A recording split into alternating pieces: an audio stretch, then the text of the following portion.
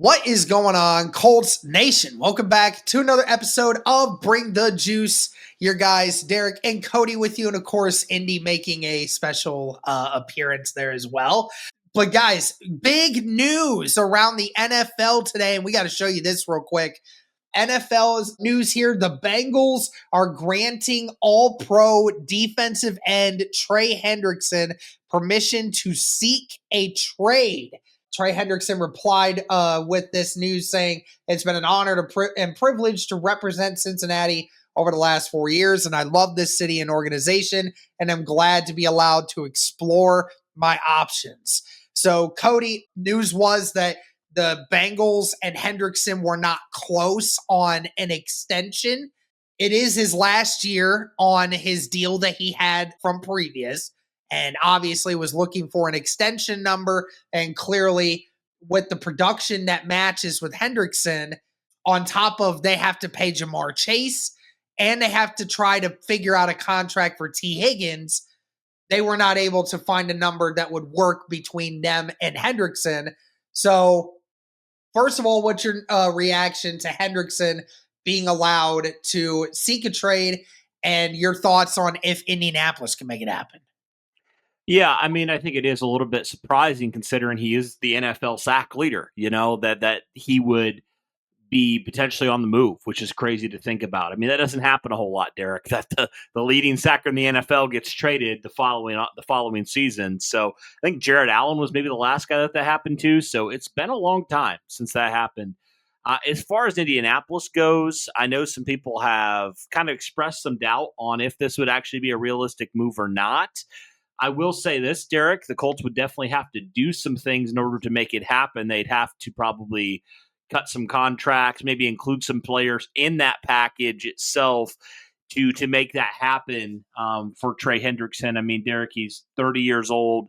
He's still got a good couple years ahead of him. But I guess the real question is, number one, what's it going to cost trade-wise? Because I'm sure the Colts aren't the only team that's very interested in Trey Hendrickson. I mean, probably No doubt. Every NFL team realistically should be interested in Trey Hendrickson. So he's probably not going to come super cheap, right? And so it's going to cost a decent amount. The good news is you know how much he's going to be getting this year, right? Because I said the $16 million, so you know what that's going to cost you. And on top of it, you just released Raekwon Davis, so that clears up a little bit of cap space for you as well.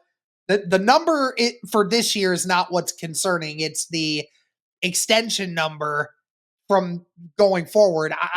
I know that the trade compensation is there. Like, I think that Indy could, put together a decent trade package for that. The thing is, Cody, is that the Bengals don't have leverage here. They don't have leverage because they're digging their own grave with the fact that they have Joe Burrow on the highest contract in the NFL, second highest. And then you have Jamar Chase, who's about to make maybe $40 million.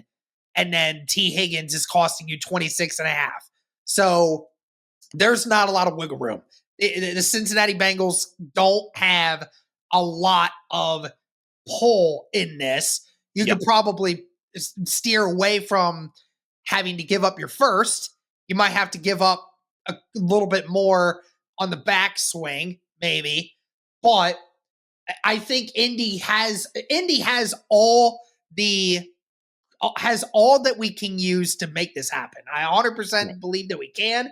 Hendrickson is a guy that you would be willing to give $20+ million for a couple years to, because again, he has had double-digit sacks in 4 of his last 5 seasons in the NFL.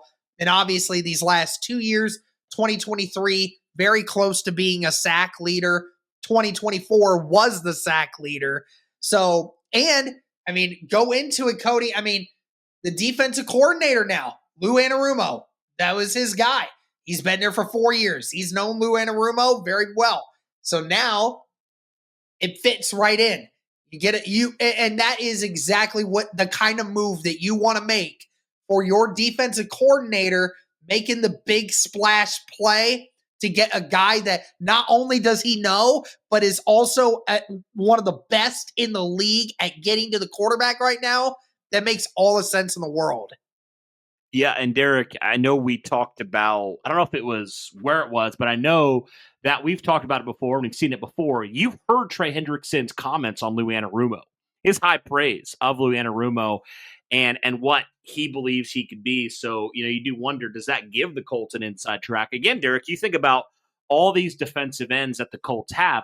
None of these guys are Lou Anarumo's guys, right? None of them. Not a single one on this roster right now are any guys that Lou is necessarily tied to. So you think like Kwity Paye. You think, even Samson Ebukam. I know Chris Ballard had said some stuff about him, but Derek, you never know when it comes to Samson Ebukam. The reality is he's coming off an Achilles injury and he's going to cost you a decent amount of money, right? So why not give your defensive coordinator everything that he needs and a guy that he knows extremely well, obviously one of the best players, if not the best player at his position? Like it just makes too much sense for the Indianapolis Colts. And that right now, Derek, the Colts sitting there at $40 million in cap space.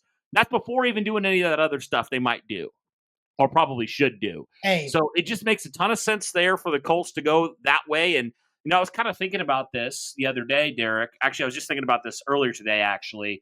You remember when Gus Bradley got hired his first year as defensive coordinator? What did the Colts go out and do?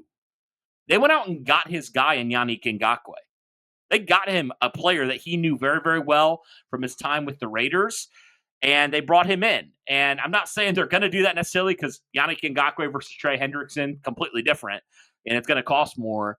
But I kind of think about that. At least what we saw from Chris Ballard in his first year is he tried to give Gus some guys that he knew and was familiar with. So Trey Hendrickson strikes me as a guy that would make a lot of sense for the Indianapolis Colts to go get. But again, they're going to be competing with a couple different teams. But the good news is, Derek, what he's going to be paid this year. It's at 15, 16 million round there. So, I mean, if you did trade for him, you wouldn't technically have to extend him till next year. And you're probably, depending what happens, you may be drafting a rookie quarterback. You may have some cap room to be able to work with to re-sign him, right, to a multi-year deal or whatever. Again, he's obviously, a little bit older, but Derek, the production speaks for itself right there. And if you want a true alpha, to pair alongside Latu for the next number of years, this makes way too much sense there for the Indianapolis Colts. And if this is kind of the splash signing that you go and make and the splash move that you make, dude, just talk about how helpful that will be for your defense. yeah, Oh my goodness. no To have a doubt. player And like that, especially because we know that Ballard has made splash moves for defensive linemen in the past. Cody, how many first rounders has he invested? And there's been a few trades that Ballard has made for people. When the last time that he made a significant trade and for a first rounder, obviously it's a little bit different story, but it was with DeForest Buckner. DeForest Buckner, he traded to get him in here, right? So if there's one position that Ballard has always preached, build in the trenches. That's one of those things that you can see him doing. And again, you can invest that money in now. You have just over $40 million in cap space after the moves that you just made. You're going to only pay him $16 million this year. If you make a few more moves for a few more cuts, then you can amplify your budget even more. You still have more room to play with. But again, if you could get a room with Trey Hendrickson and Latu working side by side here, that just makes all the sense in the world if you're the Indianapolis Colts. Again, there's other teams, there's other trade offers, there's all this other stuff. But if you're the Indianapolis Colts, you should be fighting really hard for this. Again, you have a leg up in the fact that the defensive coordinator that you have was the former DC for that guy. So there's pull there. And then obviously you have almost as much money as anyone else to make an extension happen. You can make that work. And then on top of it, you have trade compensation that you can put towards it. I don't know what we would trade away. I'm not 100% sure. But like I said, the Bengals don't have the leverage in this scenario. They really don't, because they're going to have to trade him or they're going to have him $16 million sitting on the bench. So that's kind of what the deal is. So Yeah, so that's so interesting, man. I did not think that we would see Trey Hendrickson on the trade block. Let us know your thoughts, guys. What do you think? Is Trey Hendrickson the move that the Indianapolis Colts need to make this offseason to make things happen? But that'll do it for this one, guys. Let us know your thoughts on this. Thank you so much. And as always, go Colts.